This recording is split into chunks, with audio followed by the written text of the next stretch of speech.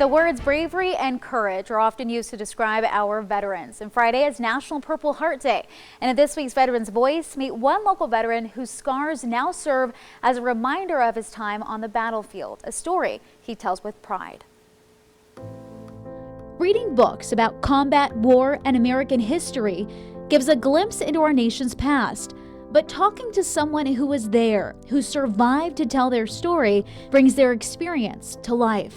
So it was the kind of like the early 60s. Vietnam was not really as well known. Chuck N. Baker was drafted into the Army when he was 20. Back in those days, if you were an able-bodied young man, everybody got drafted. Chuck was put on special duty as a public information officer for his battalion.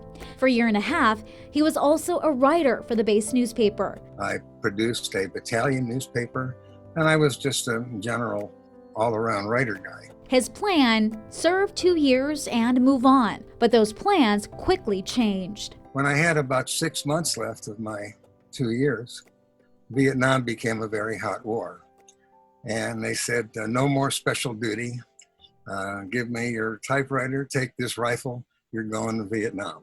A few months after arriving, Chuck and his group of soldiers came under attack. Most of us didn't know what it was, other than it was an explosion. A grenade blasting through their open-air truck, injuring the soldiers on board, including Chuck. In my case, the shrapnel went through my leg. It was like a hot knife going through butter.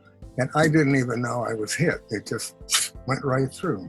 7 months in the hospital and 2 surgeries later, Chuck was told he would have to wear a brace for the rest of his life.